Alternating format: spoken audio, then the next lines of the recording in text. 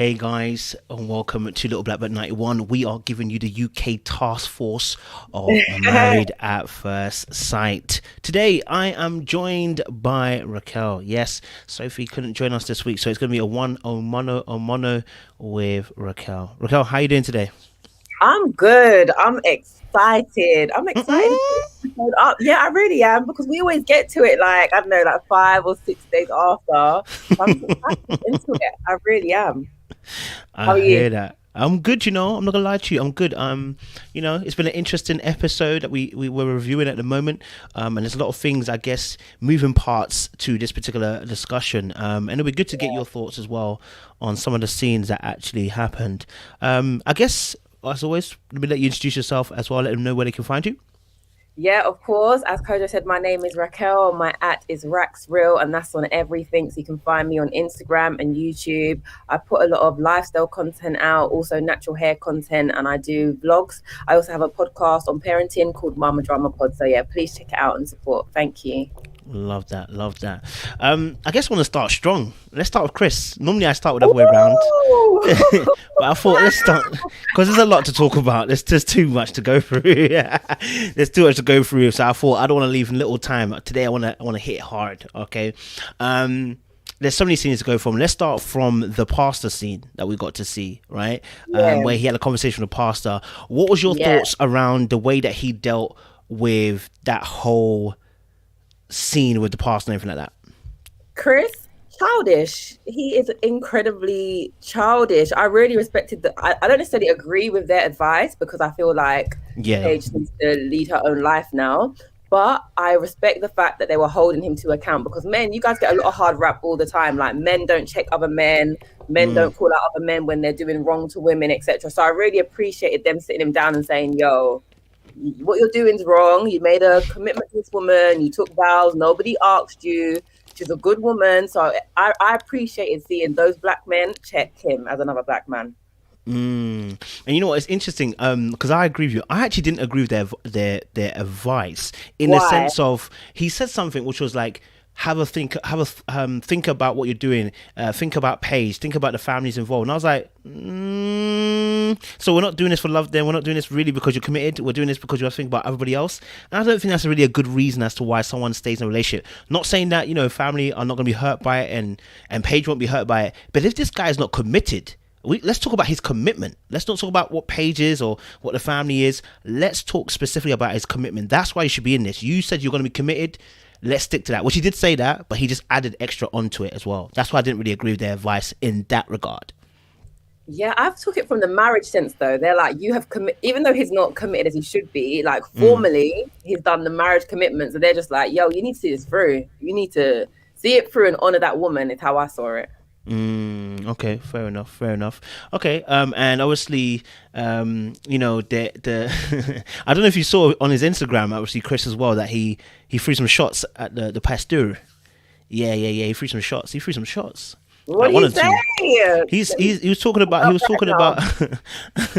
talking about the fact that obviously he was talking about that. The pastor just wanted him to film in his church. Like basically the pastor was saying that, listen, he shouldn't leave the girl because it's the work of the devil. This was before they got married. So the pastor was advising, listen, you thinking about your ex-girlfriend, don't think about her, it's the work of the devil. Apparently that's what he said. Apparently, you know what I mean? That he was saying that it was the work of the devil. It's God ordained that you're moving into this Married at First Sight on the show. There's a lot of stuff like that. So he called him out to say, you just want coins off this show, basically. That's what basically he's saying the pastor. He's basically calling out the pastor, saying the pastor only wanted coins. So now the pastor changes. He basically said that the pastor changed his tone. Sorry, his viewpoint towards Chris on the show. But when he was on the phone, that wasn't how he spoke about it. Well, he's got a reputation to upkeep, right? He probably thought about it a bit more because this is going on the record. This is going out to the nation, not just that nation, the nations, because we're watching it. So that his reputation's on the line. Maybe, I don't know, God said to him, pastor, you need to tell him how it is. Who knows? But Chris coins too. That's why he went on the show. So true. Really. I don't know, probably himself more than likely. Yeah. And then obviously, like, we'll move on quickly now to the end scene because that's the one that everyone wants to talk about. So the end scene with obviously Chris and obviously his ex-fiance, who's his baby mother, as he keeps trying to tell us. But what did you think about that particular scene? Wait, first of all, would you have gone if you are the mother of his child, you're the ex, would you have gone to a meeting with his current wife on the basis of what we are seeing on the show? To be honest, I think I would go. Okay. And the reason I would go is if I had a shadow of a doubt about what Chris was saying. Because you ask a man something and a man will lie, right? It doesn't mean the woman's going to tell the truth because they lie as well. Women lie as well. But she might have gone hoping that, okay, if I sit down with this woman, I could find out some things, or I'm going to find out the truth because Chris is telling me all this stuff, but I don't know what's right from what's wrong. And we come to see essentially that he'd been lying. What, do you not think she should have gone to do the sit down? I don't know. I don't know. I don't know why she was there. I don't know. I just didn't think why. I just didn't know why she needed to be there on TV. Like, if this was behind the scenes, yeah, but this was on TV, and I just thought to myself, there's no need. Like, you're not involved in the show, number one. Number two, if he's lying, why not ask for this to be done behind the scenes? Like, why would you want to put yourself in such a firing line on the actual you know what I mean, like the actual show? Like, like, it's gonna be documented, like you said, forever, that you've had this conversation online. You know what I mean? Like, I get the kind of maybe in curiosity, but on the on TV, you know what, it's a social media age, right? She could be trying to come up to and blow up, who knows? But aside from that, I think when social media is involved, there's something about your legacy and the record, right? So we all know about this woman. We've been able to find her online. People have found her engagement video. They've found her Instagram. And we've all got our thoughts about her and what's happened. True. But how does she set the record straight to all of us? How does she do that? She could have gone on her own YouTube and said something, but she's gone on the show. Maybe she got a check for it. But I'm a believer in allowing people to set the record straight. And this is where I've come with the whole like Meghan Markle thing as well. People are like, why has she said something? I'm like, if she lets everyone else talk and she doesn't defend herself, they go down as what was true and what was right. No, I hear you on that. It could be just her coming to say, well, here I am and this is what it is, so you guys can't speculate because I'm telling you what it is. I definitely hear that as well. I mean, I get that point of view, because obviously setting the record straight, you want to be able to voice your opinion, let the world know that, hey, this is my thoughts and what happened to me. But she didn't do that. She kind of did. I think she did. I think she did where she was like, well, I'm not running him down, because he made it seem that she was the one that was pretty much like, you know, let's do this family thing. Let's raise this baby together. I want you. That's pretty much how he made it seem to us. So she was able to come and be like, well, let me just make it clear. I am not trying to get back with this man right now. That's what she said. Hey, I'm just saying what she said, Raquel. You know what I'm saying? She said right now. That's like me saying to you, Raquel, I'm not trying to move to you right now. Which means I'm leaving room for move to you later on. Kojo, how many times did you rewind that clip? How many times did you watch that? A couple of times, Raquel. A couple of times. Had to make sure that I wasn't lying to myself, like, and reading too much into it. I read several times, and she said right now. She doesn't mean what she actually saying. She said it in the moment because she was hurt. I believe that she was genuinely hurt by some of the things that were done. Like, I think he fed her some lies, didn't tell her full truth, admitted some truths, and when she got there, when she realized, number one, when she realized that, oh, you mean he was digging you out and without a condom too, basically trying to get you pregnant, and she didn't realize, and he was like, wait, that was hard to watch. That's when she turned around. So I can understand why she may have been, you know, I can understand that she may have been blindsided by some of the information. Okay. But if you're going to set this record straight, then I need to see you on the forefront. Yeah. But all I saw you set straight was, I don't hate you, Paige, which is calm. Okay. And right now, I'm not feeling Chris. And you made a little bit of a boast about how he's pursuing you, but nothing else really. There were no record straight. Raquel, what's her story? What would you have wanted for her to come on that show and sit down? Like, what did you want to see? What would have made you? I want you to lay it all down, sis. I need you to come in there and boss it. If you're coming to tell me your story, come and boss it. You come and sit down and say, listen, Paige, let me tell you something straight. This is what he told me. He told me X, Y, and Z. This is what he told me. What's he said to you? Right? And boom, then you take control of the conversation. She didn't take control of the conversation. She let Paige literally run that conversation, even though she came with the person who said he was controlling the conversation. Do you know what I mean? So if you're setting the record straight, set it straight. Otherwise, don't come at all. Because all that you're doing is I felt like she was an enabler. I'm just saying. Who was she enabling? Who else? Chris. Chris. Maybe that's her role, because for his kind, they usually have enablers. And I got the impression that she's just so used to his crap. Yeah. He is so used to his crap. Like, she's so used to him embarrassing her all the time like that. But when he was just carrying on and making his very childish remarks, she was just like, really? Like, she's been here, she's done it, she knows it, and she knows him. So maybe she is his enabler.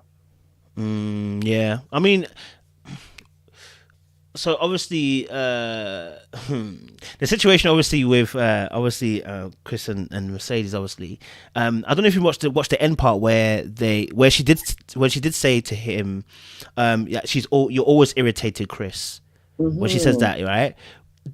Was it me, or did you feel it too? I felt like the way she said it felt a little bit like we're still in a relationship type energy. Like, you know, when you're arguing with your man and you're always irritating. I felt like it was more. It was not like we've broken up, you're irritating, and I'm done with you. It's more like we're in a relationship and you are irritating. That's how I kind of felt. I don't know what you felt about that scene. That's exactly how it was, and that's how I felt she was when he was doing his foolishness, and she was just rolling her eyes. It was like he was her man, like her annoying boyfriend. Like, oh, here he go again. Oh, can you just behave yourself? Like, be nice to her. There was very much relationship energy, but they haven't been broken up that long, to be fair. And if they were going out a long period of time, it's quite easy to fall back into the same rhythm. Wait, hold on a minute. Are you suggesting that they're together this whole time? Are you saying they've been together the whole time? Is that what you're saying? I'm not. I mean, they definitely had a break, but I definitely feel like it wasn't a break. This was like one of those breaks where you're having your partner where it's like it's grey right now. Like, we took a break, but it's grey.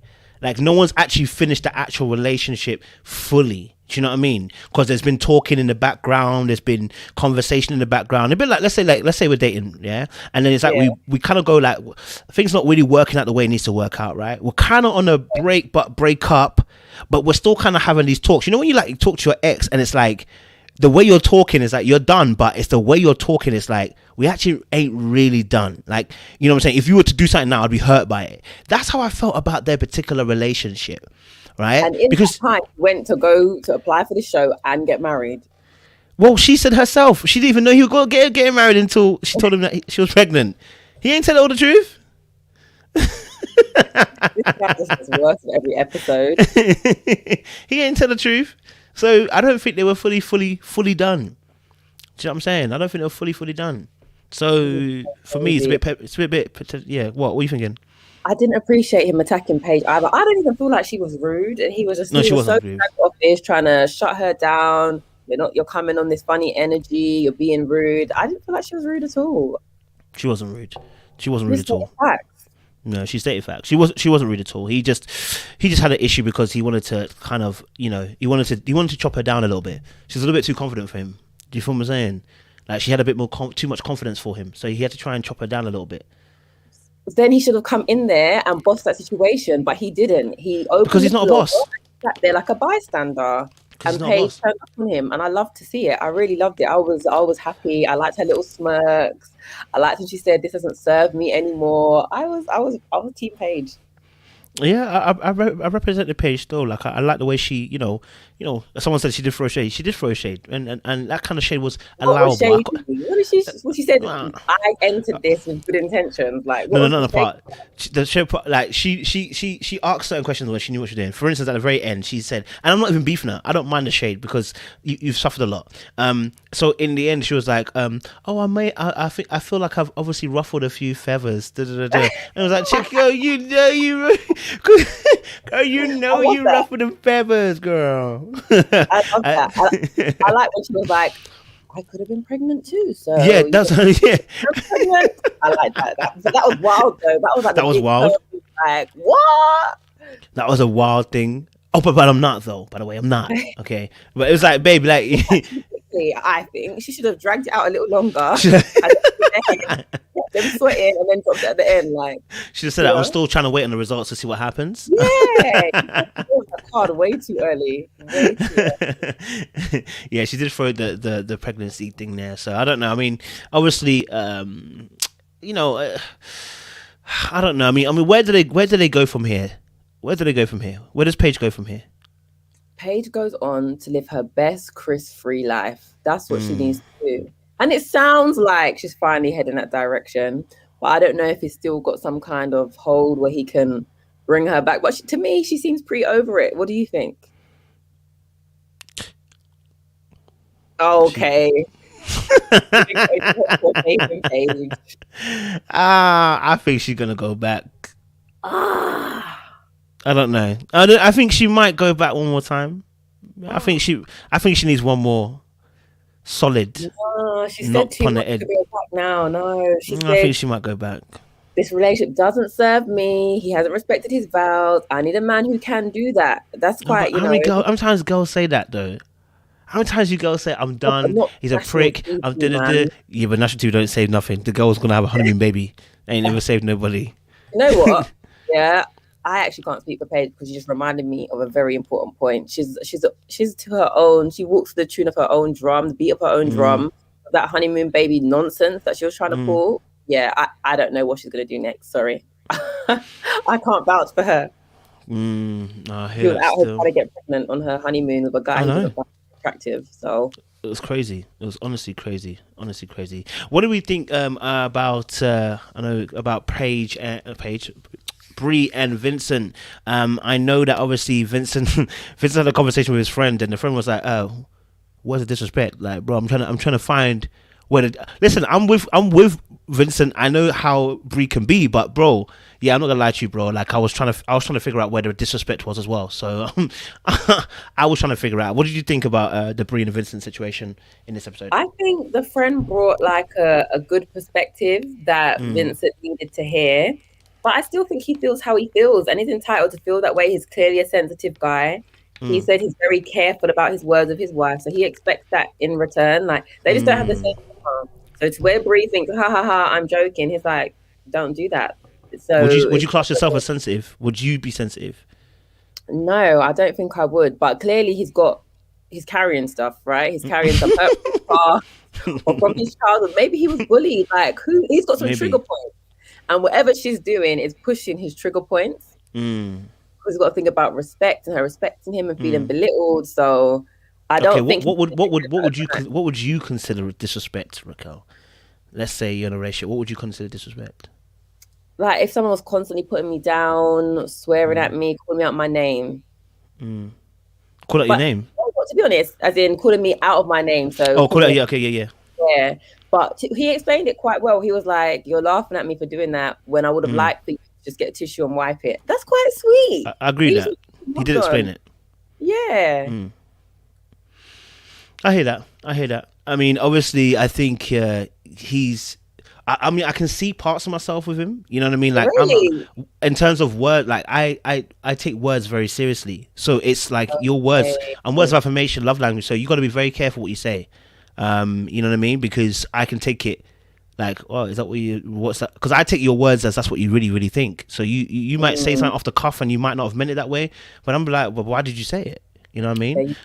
But that also then links to, I guess, some parts of, depending on what it is, like you said, some things are tricky, some things are insecurities, some things are deep-rooted triggers. I think I said a situation that I had one time when I was dating someone and they made like a comment about this, like my singing in it. And one thing that people don't realize is that at the time I had a very big insecurity about my singing. You know what I'm saying? Like, you guys say that, but when I was looking at it, I was like, Plus, she was a singer too, right? And I mean, she could sing. She was wavy.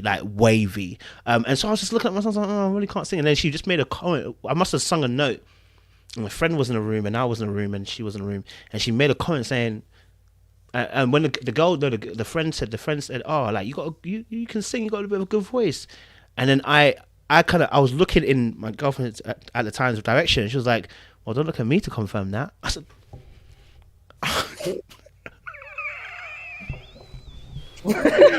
I literally died there, bro. I was so vexed after that. But you know, but you didn't say you're a bad singer, but you just didn't appreciate her reaction. I didn't appreciate her reaction. Do you know what I'm saying?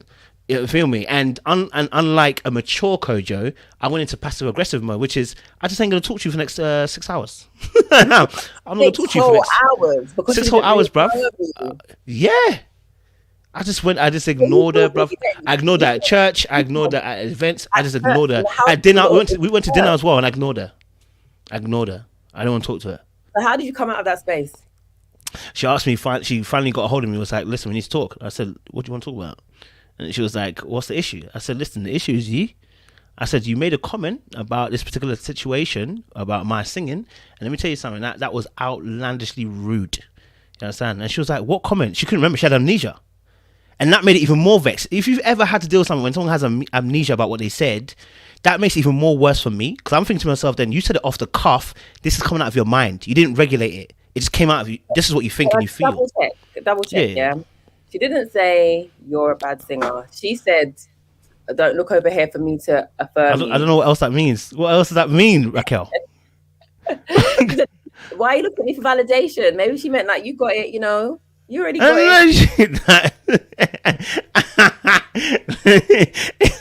I love the way you're trying to spin it right now. No, honestly, no, see there's any other way around it. But like I said, it could also as well partly been my insecurity at the time as well, playing up as well. Do you feel what I'm saying? Like let's keep it 100 real, because there is an insecurity there in the singing. So let's keep that 100% real. So I understand Vinny's point of view, but I also understand that if you've got an insecurity in that area as well, that's going to be always an issue. No matter what kind of comment is made, you're going to have very, very sensitive around it. So there's a bit of both on both sides. You know what I'm saying? You have to be careful too that your insecurity is now not making that person now unable to be themselves around you, because that insecurity is speaking before anything else. And I think that's an issue that Vinny might have in that regard, in that particular scene. Because he mentioned about her not wiping the thing. I was like, bro, like, what do you want us to do? Like, it's very specific. Well, he has to communicate that. Yeah, he does. But he has tried to, but she doesn't see the error with her communication or her banter. She doesn't see it. So that's the hard part. If she starts to see it and recognize, okay, he doesn't like this particular thing that I do, then she can work on it. But as long as she's got amnesia about it, like you described with your lady friend, you can't fix it. You can't identify it. It's hard. Yeah, I do agree that. I mean, obviously, I think it's gonna be tough for both of them because, obviously, I think I see what he wants from her, but I don't know if he's able to fully communicate the undercurrents of what he actually means. Like when you say to me, "Okay, you know what? I wanted you to wipe my top, but why did you want me to wipe your top?" That's what Bree needs to hear. It's not the wiping of top, because that's a very specific moment. What you're actually saying is you want her to cover you in the moments where you look daft or stupid or you can be embarrassed. Cover me. That's what you're actually saying. But he doesn't communicate that. He communicates, "Well, I expected you to wipe my shirt." No, well, do I do that every single time or do I not? Like, I can get it wrong. I could do it and then something will happen. You know what I'm saying? Yeah, so I don't know. What do you think? I've seen something here that I want to put to you. Go for it. But if you're the one with the known insecurity, why does the other person have to deal with it? The person doesn't have to necessarily deal with it. I think we have to be very conscious and aware that we all potentially have some type of insecurity. So some others show a bit more than others, right? So we just have to be very careful in terms of handling someone else. But what I would say is, you shouldn't be punished for the insecurity. Like, for instance, in the Brie and the Vincent situation, the issue is, I get it, you're embarrassed and everything like that. So you have to be able to communicate that and be vulnerable to tell her, "I'm not going to lie to you. I know it sounds dumb, but when you didn't wipe my shirt, which would have been an act of covering me, I felt embarrassed by that." And when you don't communicate that, then you leave Brie in a very difficult situation, because now she's like, "Okay, do I do this every single time? Do I not do this every single time?" Like, the insecurity itself is not the issue. It's how we're dealing with the insecurity. Do you know what I mean? Because we all have them. We all have our own little hang-ups. You know what I'm saying? And it's just how we handle those hang-ups. Are we doing enough to protect and to cover that person? as well. So long as it's not manipulating. I don't know. What do you think? What do you think about the insecurity part, though? I think yeah, she'll need to he does need to explain what's going on. And it's tricky because, as you mentioned, if she wiped his shirt every time something went wrong, I think he'd have a problem with it, because he seems to have a problem with her constantly cleaning up after him. So it's a bit like point. Walking on eggshells, because what's really going to make him happy? Do you want us to clean up after you all the time or not? So it's a mixture. It's a mixture of things. It's her helping him, but it's also her not having a smart mouth. I think it's the difference in sense of humor. So she may need to tailor that so that she's not tapping into his like deep, dark insecurities or scars that he's carrying. Do you know what is mad? Do you know what is mad? Because we're talking about insecurities, yeah? And there's a scenario that happened to me, yeah? Oh, man, it was so bad. So it was a situation, yeah, where, and this is the same relationship, this is one of my early relationships, when I was younger. And I remember I was praying to God. I was like, God, help me with my insecurities. The worst prayer I've ever prayed in my life. I'm not praying that prayer again. Help with my insecurities, right? So a situation happened, which was with this other person. There was someone else that was involved, whatever, right? And the scenario wasn't even that big. It weren't even that big. It weren't, right? But there was just a series of events that were happening that led up to that moment, and I just blew the gasket, bruv. Not like scream, but like I just blew, like I just got vexed. Yeah. And I was just like, and like the Lord kind of reminded me, like, bro, like, you see, you said you wanted me to help you deal with the insecurity, and yet when I exposed it, look at the reaction. So there's work that needs to be done. So the insecurity we have to always be ready to work on our insecurities, because if someone presses the button, you can be ready to blow the gasket. And that's what we're kind of seeing with Vince, in a sense. Someone even said here, you were insecure when your girlfriend made a comment about singing Why Ignore Her at dinner. Because I was immature. And I didn't know how to handle it. I didn't know how to communicate that. That's the point we're trying to make here. If you don't learn how to communicate how you feel, because it's an area of vulnerability that requires absolute strength to do so. Because what you're saying is, I'm going to open myself up and tell you my weakness.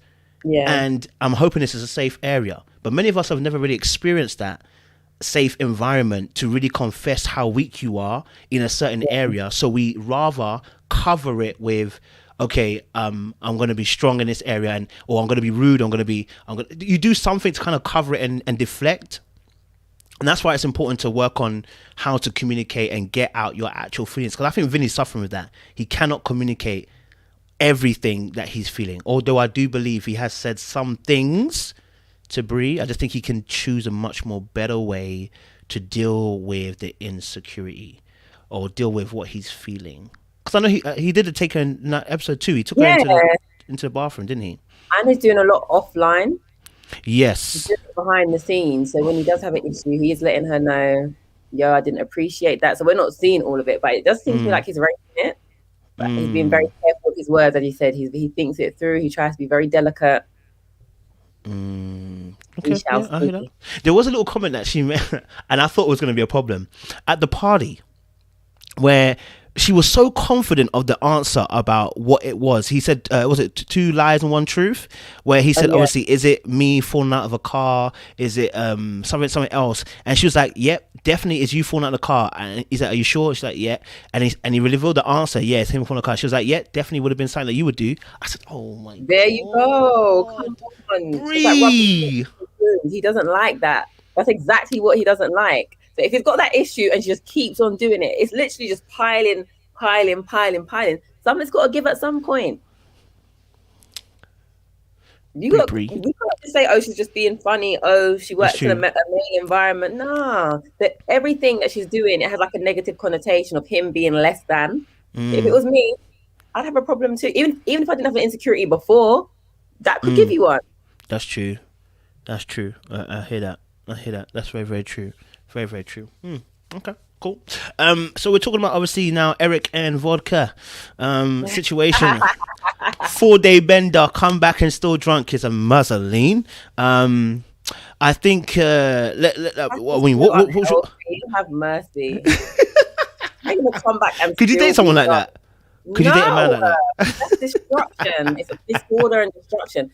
I'm all down for having a good time. I enjoy a drink as well, but that is just disorder and destruction. How do you function? How? Nah. Focus Would on you? just. I don't drink myself at all, so no. Yeah. Okay. Yeah, I couldn't do it. That's just disorder and absolute destruction. I couldn't do it. What did you think about the scene though, where the friend had to the friend pulled Eric aside to have a conversation about about the whole situation regarding her sleeping on the couch and etc. etc. what was your particular thoughts towards that conversation? Do you know what? I thought, okay, this guy is trying to, make Eric feel comfortable, but I still don't know if I trust him. I don't know if I trust him. But he went out of his way to do that. So that's quite nice. It's just trying to, reassure him. Would you have it though? If a girl came up, a girl approached you and was like, "Listen, your man, we're cool, we're friends." No way. You can go be cool over there. You can't be cool. You won't be coming to tell me how you're my man's best friend. Nah. It's categoric. No. Pulling me aside, then I'll suspect you even more. It's only because he's a guy that my feelings aren't all the way out. But if a woman came to do that, no. That's like keep your friends close, keep your enemies closer. It would be everywhere. I hear that. I was surprised Eric didn't blow up a little bit more. Really? I was surprised Eric didn't blow up a little bit more. Well, at least tell him something. He doesn't want to upset vodka though, does he? No, but I would have said it. They're also Caucasian though. Things are a bit different. No, I would have said something. What would you have said? Oh, out of number one, I would have told him, listen, the mere fact that you tell me that obviously, about the situation of how you lot are friends, it's 5 of you, and we're not addressing the main core issue, which is I've got no problem with her going out, but she's sleeping on your couches. It's problematic for me, number one. Number two, she's not sleeping on your couch again, because this is a marriage between me and her, not with you. So if you're not okay with that, I'm going to ask you to take a left. Number three, you can't approach me. For him that you need to have for your wife. I've got that for her too. But I'm saying, what gave you the confidence to come and approach me and talk about this situation? You understand? Let me approach you. Your wife gave him the confidence. You already know how I think about her. There you go. Like, really I think a lot goes down to her. And how much can you come at the friend for the spouse's wrongdoing? Do you know what I mean? And she told him stuff as well. And she told him that whatever it was it about the controlling thing or the sleeping on the bed thing, whatever. So the fact that he came and told that information, she's talking too much. She's a chatty patty, but if she's got all that vodka in her, well, what can she hold in? Her brain isn't even operating properly, so she's probably just round there talking every living thing. This would have been. This is Eric's worst nightmare. Everything that he thought would come true is coming to true. Everything that I don't like friends who are with your partner. I don't like you to drinking. Everything that he thought that he didn't want to have is now coming into play with Veronica or with Virginia. He would look so bad though if he went, she's not staying on your couch, she's not this, she's not that, because then he comes off as this controlling person. But there's nothing control of that. No, but Rex. Is there anything controlled about me telling? Listen, if I tell a person she's not sleeping on your couch, then, I mean, to be honest, this would never happen because if any girl did that, agent, you wouldn't be in a relationship with me. You wouldn't have to say it exactly, but you're saying it. You're entitled to your opinion. Yes, you are. But you saying it and going to the friend date is controlling behavior. You look like you can't. Yeah, you can't regulate your wife. Yeah, I get what you're saying. Okay, I get what you're saying. Yeah, I do get that now. Obviously, I wouldn't. No, but this wouldn't be happening in my house. So this is like any girl who tells you that is a madman. Like, yeah. Like, I'm very territorial anyway, but with that, that's madness. That's, for me, that's a level of madness. For you to comfortably say to me that you sleep on people's couches.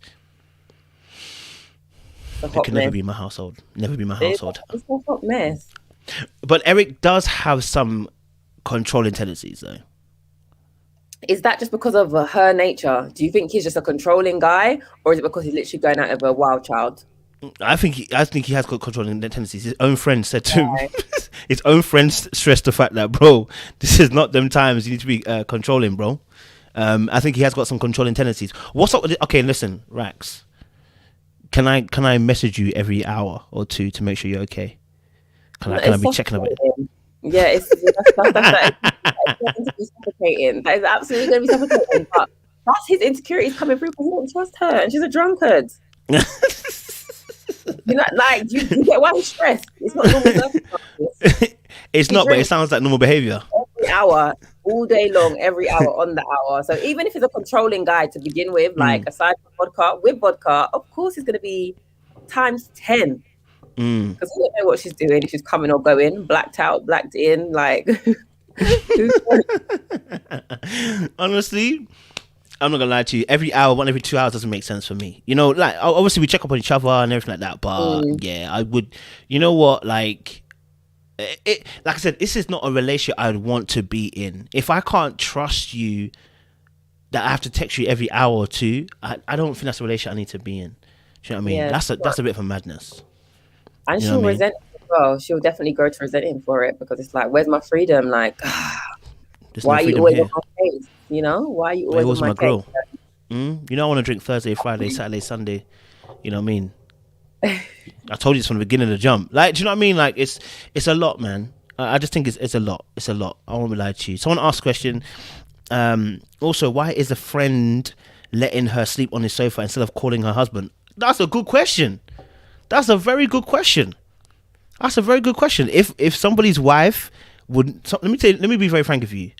Unless your wife is running away from you, there's no reason why she'll be on my couch. Can I be honest? There's no reason why. There's no reason why she's sleeping on my couch. Do you understand? Unless she's run away from you, or maybe some family issues that's happening that is, you know, putting her in some danger, your wife will not be on my couch sleeping over. Okay? Not on a regular basis, not like a regular. Odd things can happen. Do you know what I mean? You miss a train or car broke down or something like that. We understand that, but you will not be sleeping on my couch.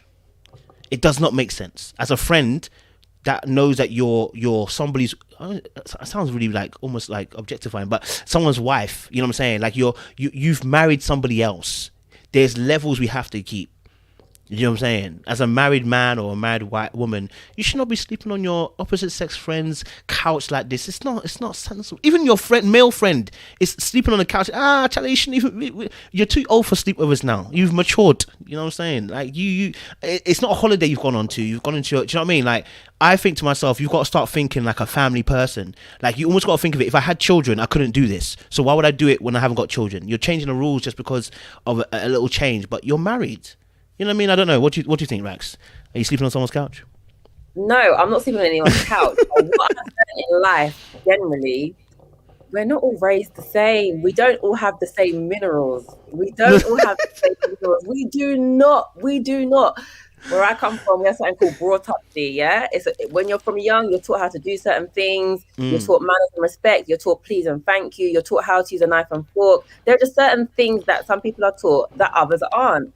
And it comes to show when you have these sort of situations. To us, we're just like, what are you doing? Like, on what planet? But to Vodka and her friend, there's no issue. Like, I genuinely believe they don't see a problem. So it's almost alien for them to hear, yo, this is a problem. It shouldn't be happening. It's all to do with people having like different moral compass, different standards, different upbringing, different expectations. We're on this island, they're over there where anything goes. But no, I don't agree with it. I would not be sleeping on the couch. My man is not sleeping on anyone's couch, and you ain't coming to tell me about it and that you think it's all right either. No, thanks. No, I heard that. Go live on your couch. That's what we can do. I absolutely hear that. It wouldn't be my thing. That's for sure. It wouldn't be my household. Sorry, guys. You choose someone else's household to go and stay over. What about obviously then? What's his name? Sorry, Clara Ryan. I know what you're gonna say. I'm waiting to say it. I know what you're gonna say. Like a virgin for the very first time. So wait, you think it's virgin? What do you believe? This is what you think. Why do you think this? Because a person is, would you say, frigid is how you can describe them, like not keen to get it down straight away. That's a frigid behavior. Why does that mean that he's a virgin? Not that anything's wrong with anyone being a virgin either, but yeah, why? Why does that make sense? At all, guys. I was a virgin once. You know what? I'm saying that because I think he's able to do everything else sexually, but it's just not the sex part that's happening. And the excuse that's being used is that I want to emotionally connect, and I'm like, you don't emotionally connect by someone doing something sexually to you on your penis, so that doesn't make sense either, like, right? But I can almost feel like there's a religiosity there, which is that sex becomes so sacred, like intercourse itself becomes sacred. So it's like, although I'm having sex, I'm not really having sex, you know what I'm saying? Like when you're talking about, like, for instance, I remember, and it's gonna sound so mad it's gonna sound so mad, guys. When I was younger, yeah, some decade ago, I used to think, that cheating was only through intercourse. That's how I put it in my mind. So if I kissed another girl, if I touched another girl inappropriately, if we did some things, I weren't cheating. So you were out here cheating on your lovely girl. I never said I did that. You weren't doing intercourse. At what age did this all change for you and you realize any sense of sexual contact or any intimacy, sexual or non-sexual, would be cheating? At what point did you reach this realization? Probably like when I came to Christ, 22. Okay, well, we're happy to evolution nonetheless. We're happy that you got there eventually. Yeah, before that it was a cold world. I don't know how you find that, but fair enough. But obviously, I grew up in a Christian household, so the way that we look at when we talk about sex, we look at the way that I thought about sex was only the intercourse part was the fullness of sex. So if I'm doing madness, I weren't really thinking that's not the full madness. You know what I'm saying? There's a level that is like, it's like that's not the bad stuff. If I do everything else before that, it's not the bad stuff. The bad stuff is when you go past and you actually insert yourself into a woman. That's the bad stuff. So you had one girlfriend who you inserting yourself in, presuming, and about 10 others on your phone line who you were emotionally entertaining? No. Right. No. But you're only sleeping with one. That's what you're saying. No, guys. No, guys. I wasn't that bad. Came out of that stuff. No. So, but no, yeah. So maybe that's what I'm thinking.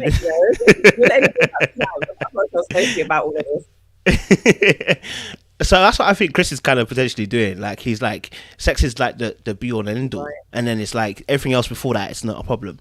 But obviously, she's starving now. Do you know what I mean? She's starving. And she likes sex, so it's tough. But I'm not mad at Ryan. I'm not. I'm not mad at her if you're not giving her what she needs. Why are you waking up her lust for like that? Like she's just a stranger. Have they even known each other a month yet? So I don't know whether Ryan's a virgin or not. I don't know, but his behavior for me doesn't flat out mean that he's a virgin. Because I'm a very frigid person. As in, if I'm not comfortable with you, nothing. Yeah, but you're saying nothing. He's still getting something.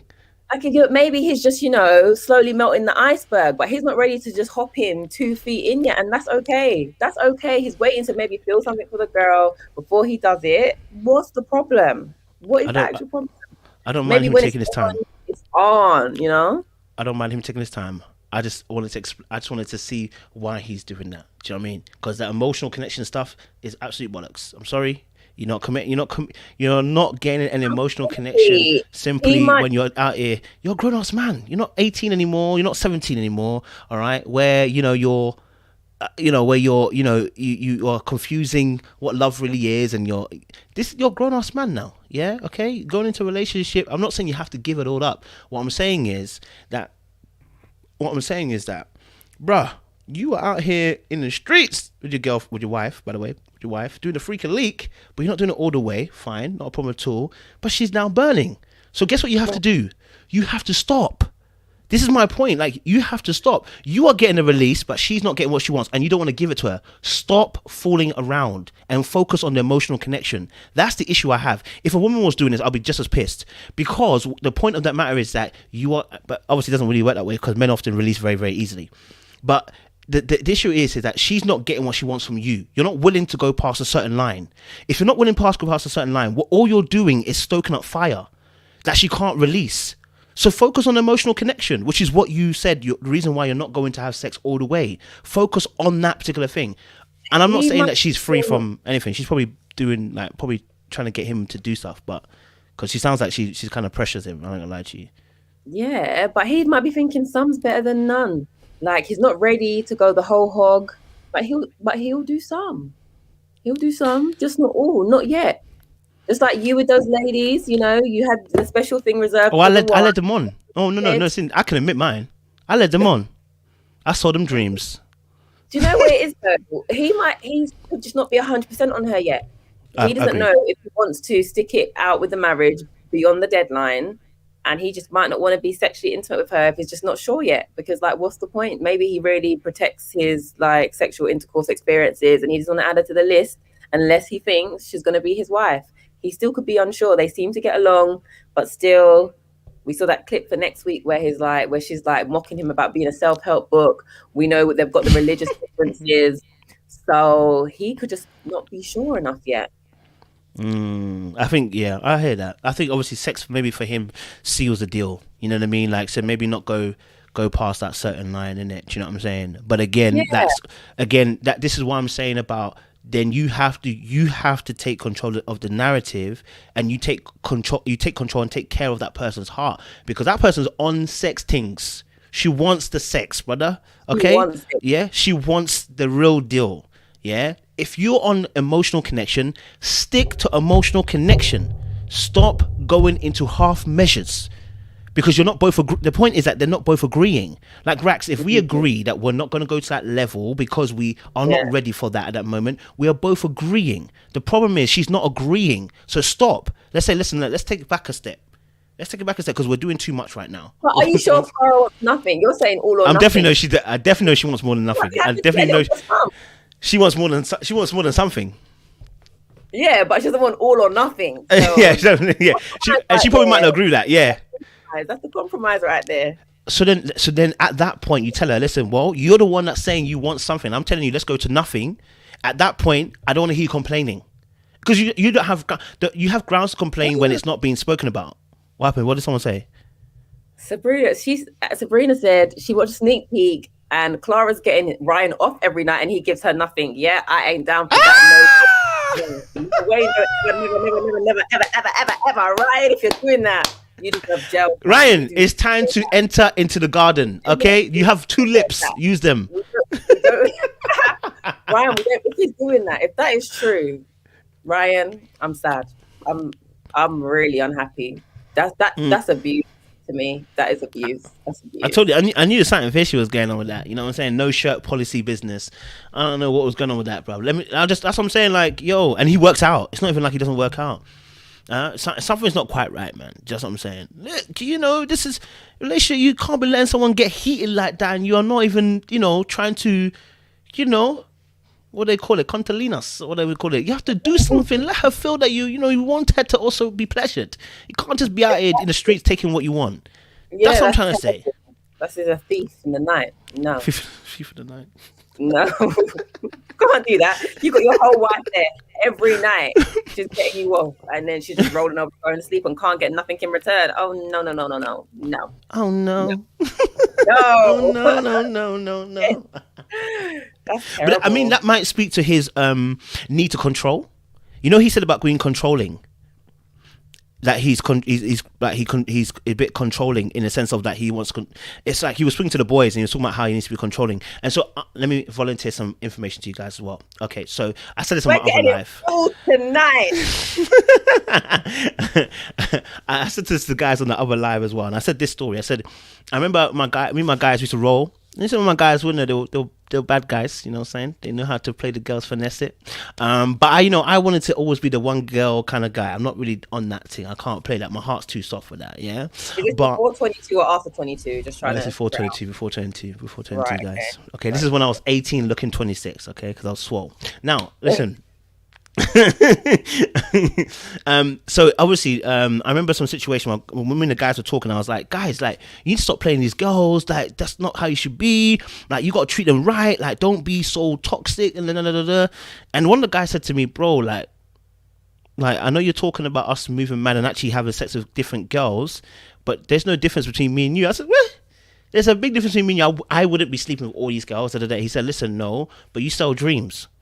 The moment that you get a girl to a certain point and you don't want to follow through because you don't want to have sex, but you dragged her to a certain point, got her excited, got her to that point, and then when you was about to have sex, you stopped. That's selling a dream. It's the exact same thing.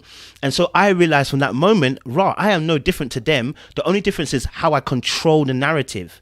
Other man may be selling the dream and having sex, but there's no different in me selling the dream and not having sex because I've dragged you to a certain point. I see that with Ryan. It's a measure of control. You want to have your cake, you want to eat it the way you want to eat it. There's no difference to you and a player. The only difference is you're actually not having sex with that person. So it's all about selling that dream and that narrative. And so, that's why I'm saying that Ryan's behavior is a bit, it's a bit dodgy to me. Bit dodgy, bit off. Bit off. We'll see what happens with him. Last one. Last couple. Who's the last couple? Hailey and Jacob. Yes. Hailey and Jacob. What do you think about them? It seems like they've turned a new leaf, right? It seems like they're potentially working on it. What do you think? I mean, MVP her friend took sense. Her friend who I thought was, I'm not gonna lie, I cussed her on the first one we did. I said, nah, this friend is mad. She was not trying to be friendly or not trying to be supportive of Hailey, but she came through this episode like proper came through. Just gave her some real advice about, so what are you doing to improve your relationship? Like, it's not like, oh, come on now, you can quit. No, she made sure that her friend was held accountable and just said, you got to keep pursuing this because you decided to stay in a marriage, she said, it's not dating, it's a marriage. And I love that. She held her accountable for that. What do you think? I think they offered insight, right? When they spilled the beans. I don't know if I'd be happy my friends on this, but they said to him, like, well, she never had a boyfriend before, but also where they were like, whenever things get too serious, she withdraws. That was a big insight because it's just like a character trait of hers. It explains a lot. It explains why after their sexual encounter, she changed. So it might not be because he was bad in bed. It could just be her nature, whereby, I don't know, she could be just scared. She pulls away. So she just does self-sabotage when it gets too serious. I mean, she does say that has said on more than one occasion that she actually does like him. It's just, something keeps pulling her back. You know what I mean? And I think she might need some therapy. This is not. It's not that she needs a husband. She needs therapy, right? Because if you keep getting to a point of getting to commitment and you quit, you need therapy. Something subconsciously works itself that when you come to a point of committing, you quit. And you've done that consistency for the last 7 years, you need therapy. You don't need a husband, you need therapy. Do you know what I mean? Like, these are things that, guys, if you're having trouble with commitment, go and get therapy. Don't come into a relationship and think that I am going to solve that issue because you're about to ruin someone's heart and your own. Just because, you know what I'm saying? Like, there are certain things that just need therapy. You're not ready for a relationship. If you're a commitment phobe, go and get therapy. This is not the time for me to come and experiment, okay, on a relationship or a marriage. And a marriage even. It's not even a relationship, marriage. So yeah, I don't know. Hailey's energy. I mean, what do you think about his 80s quirk stuff? I mean, if someone was 80s like that, could you see it working for you? No way. It just seems excessive, like, and she can't relate. She can't relate. She wasn't a child in the 80s, was she? Maybe she was born at the end of the 80s or the I think so, probably, yeah. Part of the 90s. Because she's 28, innit? She's 28, so she's 90s. Yeah, so it's over her head, and it's not like he just liked the 80s a little bit. He is straight up obsessed. I couldn't. No, it's not for me. So she needs to think it's for her. Because no, could you? Could you do it? Depends what kind of parts of the 80s that you're taking. No, but it's everywhere. Like in your house, it's in your clothing, your car, it's design. Maybe not 80s. If you said 90s, I could. Really? I'm a big fan of 90s. But I love it too. But do you want it in your face all the time, or do you just want like a throwback event here and there, or a throwback music day, or do you actually want 90s stuff, the old 90s TV with the big back? Like, how do you? Could you imagine that? Banging your TV, holding up an aerial. So you want 90s? I'll give you 90s. Yeah, I guess maybe not all the way point. Yeah, that's yeah, maybe that's the point. Yeah, maybe that's a bit too much. I don't know. Yeah, I mean, I love the dressing. So if you want to dress like 90s, I'm down with you. The baggies, the suspenders, you know what I'm saying? The little crop tops, like, listen, you know what I'm saying? Little baby hairs and stuff. I can rock with it. You know what I'm saying? I can rock with it. I'm down with it. I'm a big fan of the 90s, you know what I'm saying? But maybe not I agree with you. Maybe not everywhere. You know what I'm saying? But that's something. But is that something that can change though? Is that something that can change? He's 40 years old. This is him, and this is what he likes. He shouldn't have to change necessarily. But this is him. He's a grown man. Like, you expect him to throw away all his 80s things, his 80s love for Hailey? Really? Oh, but he's been single for the last how many years? So maybe maybe he's struggling to get that. I mean, he just needs a little room that he can have his little memorabilia in, and maybe a few clothes from there, and the rest he can just, she can just throw away and burn it. Yeah, I do. I'm a bit unsure about him now. Like, I've always thought he was a bit strange. He was the oddball throughout life. But when they met with their friends, he was basically saying all of his relationships have been failed. Oh yeah. Problem every time. That for me is always just a red flag. it's a red flag. He could have been that unfortunate, but you're telling me in all those failed relationships, you were perfect every time. There was nothing that you say was your fault. So when he said that, I was like, when he said everyone's what he said, everyone's when it's been a super disaster or something like that. Yeah. Yeah. I hear that. Yeah, he did say that. I'm not gonna lie to you. Yeah, I do hear that. Yeah, that was big. Does that make you think though? Is that alarm bells for you or not? Well, it was alarm bells when they asked him a simple question about what do you think about Hailey, and he took it completely left. I said that's alarm bells for me. He didn't answer the question directly. He was like, "So what do you think about Hailey the other night?" Well, obviously when I first met, I was a bit nervous. I was like, "All right, good, you're doing well." And then he took it somewhere else. I said, "Oh, for frick's sake!" So for me, I couldn't. I can't remember. He just took it left. He took it left. I think that's how you even got into that conversation about the every girlfriend or whatever. He took it left. And for me, that's what I can't do. I can't do people that don't have good social skills. Like, you can be quiet, I don't mind that, but social skills, you need to have them. He doesn't have that. You can tell he's awkward. So I don't know if it's a lot of people on the spectrum. I'm on the spectrum. He could be on the spectrum. He could be autistic. So that might be why he has a bit of issues when it comes to the social circles and like being down with the others. He's got some struggles there, definitely. He does seem a bit awkward to me. So yeah, that could be why he's socially awkward. But I was surprised that they were trying to work at it from this episode, because the previous episode, it pretty much seemed like a car crash. It was over. So to tune in and hear them talking about giving it a go and seeing, I was surprised, because I honestly felt like Hailey just didn't find him attractive whatsoever. Yeah, I didn't think so, yeah. Yeah, I didn't think she actually found him attractive. That's why I was a bit. But then she said she does, and I'm like, okay. And she slept with him, and I'm like, I'm not sure 100%. Whether I don't know. I wouldn't say he's weird. I would just say like he's weird for my lane. You know what I mean? I'm used to a certain level of social skill, and it seems like he's socially awkward. And these are the kind of guys that do exist in the world, and there's nothing wrong with them. They're just socially awkward. This is just how they've grown up. They have a different way their mind works. And there's nothing wrong with that. It's just not in my lane. And technically, do you know what? Their pool is a little bit smaller, but they've got their own unique lane. That's why I don't like the fact they put her next to Hailey. I'm like, commitment phobe versus 80s. It doesn't make no sense. They could have found someone similar to him. It's true. It's like another 10-year gap. Bad match. Like Eric and Vodka's a bad match. This is like another bad match. And sometimes when you catch Hailey's face, I just feel like she's thinking, what have I got myself into here? Like, oh my gosh, I am into deep. What's going on? Yeah, it's a Mazzoline, man. Do you know what I mean? It's a Mazzoline. I don't know, man. I don't know. Hopefully they can move forward. Exactly. We're gonna find out tonight anyway. Well, Americans will find out tonight, and we'll find out tomorrow what's gonna happen next.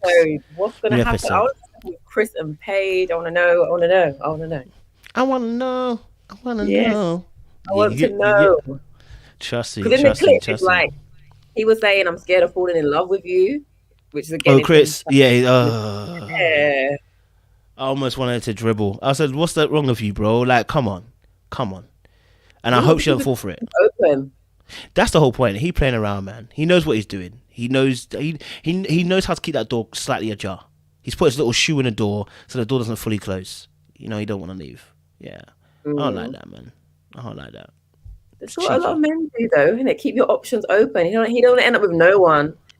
So how do you close that door, Raquel? How do you close the door like that? Do it. She has to take control and just say it's lock off. There's no U-turn. You can't come back through this door. One way only. Was it no entry? She needs Put him out, close the door, and say no re-entry. I hear that. I represent boundaries. Yeah. Boundaries. Okay. Yep, I hear that. Guys, we've come to the end. Unless you got any more thoughts, Raquel, have you got any more thoughts? No, anything burning? Nothing burning. Just that I cannot wait to see what happens next. And a disclaimer, I guess, I said about calling people autistic. We can't diagnose anyone. We're not trying to diagnose people, but discussing based on our experiences with different conditions or things we've seen. It could be. I don't know. We don't know. Experience in that field. No. Yeah. We don't know. Yeah, I'm not sure. Okay. Well, guys, it's been beautiful. I do see a comment in the comment section. I want to just say, I think it was Erica has messaged. Yeah, I can see you guys already helping ahead of time, which is brilliant. So, if Erica you can email me, and then we can see how we can get you some help going forward as well. You know, we want to be able to support you as best as possible, right?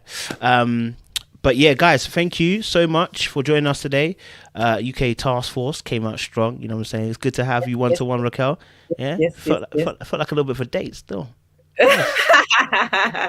Chopping it up over Married at First Chopping over Married at First Sight. You see, guys, you don't bring know on the next episode, man. Bring on the next episode. Yeah. But yeah, guys, we'll see you again next week. Enjoy the rest of the week. If we're going to be on tomorrow live at 2 a.m. Talking about Married at First Sight. You guys get to have your time and your views and get to give us your particular point of view. We look forward to seeing you guys next week. 2 a.m. UK time. I know. Appreciate you guys. Time? It's like if it's 2 a.m. here, it's like 8, 9. 8. It's 8 o'clock and 9 o'clock for them. CST and EST time for them. Yeah, I know. You're going hard, and the people appreciate it. So one day, we'll get the UK people to join in it at that time. Set my alarm.